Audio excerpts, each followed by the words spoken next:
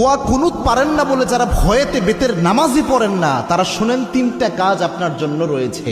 এই তিনটা কাজ করলে বেতের নামাজের পরিপূর্ণ সওয়াব আপনি পেয়ে যাবেন। সুবহানাল্লাহি বিহামদি। ইসলাম যে কত সহজভাবে আপনাকে সমাধান দিয়েছে কল্পনা করতে পারবেন না। এই যে বেতের নামাজে যে দোয়া কুনুতটা আমরা পড়ি, এটা কিন্তু অনেকের মুখস্থ হয় না, যার কারণে অনেক বড় দেখে অনেকে বেতের নামাজই পড়ে না যে আমি দোয়া কুনুত পারি না, আমি কি বা পড়বো। অথবা অনেকে এমন রয়েছে বেতের নামাজে দাঁড়িয়ে দোয়া কুনুতের সময় চুপ করে থাকে, একটা শব্দ করে না, এরকম আছে অনেকে। তো এরকম কোনোটাই মাধ্যমেই আপনার কিন্তু দোয়া কুনুতের যে হক এটা আদায় হচ্ছে না। এবং বেতের নামাজ এটা কিন্তু ওয়াজিব একটি নামাজ, এই নামাজকে আপনি ইচ্ছা করে ছেড়ে দিতে পারবেন না, এবং ওয়াজিব সবসময় চাইলে আপনি তরক করতে পারবেন না। এই জন্য বেতের নামাজ গুরুত্বপূর্ণ।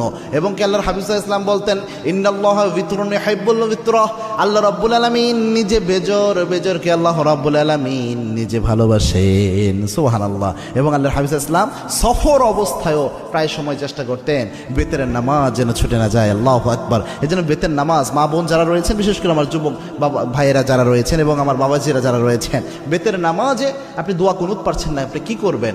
প্রথম যদি আপনি দোয়া কুনুত না পারেন তাহলে আপনি যে দোয়াটা পড়বেন, রব্বানা আতিনা ফিদ দুনিয়া হাসানাহ ওয়া ফিল আখিরাতি হাসানাহ ওয়া কিনা আযাবান নার।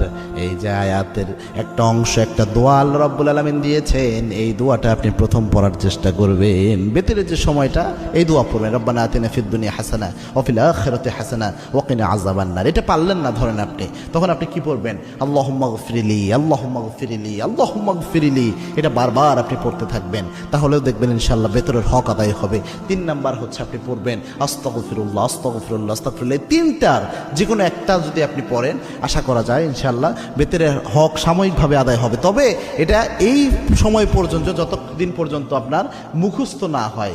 আপনি চেষ্টা করতেছেন মুখস্থ করার জন্য, পাশাপাশি এটা দিয়ে চালায়া যাবেন। এটা আপনি সারা জীবন করবেন, এটা কিন্তু হবে না। দুনিয়ার সব আপনি মুখস্থ করতে পারেন, মাথায় রাখতে পারেন, আর যেটা মৌলিক একটা বিষয় ইসলামের, এটা মাথায় রাখতে পারবেন না, এটা কিন্তু হতে পারে না। এই জন্য চেষ্টা করবেন যত দ্রুত সম্ভব কয়েকদিন রিডিং পড়েন, রাতের বেলায় ঘুমানোর আগে দোয়া কুনুতটা রিডিং পড়েন, দেখবেন ইনশাআল্লাহ আস্তে আস্তে মুখস্থ হয়ে যাবে। আল্লাহ রাব্বুল আলামিন আমাদের আমল করার তৌফিক দান করুন। আল্লাহুম্মা আমিন।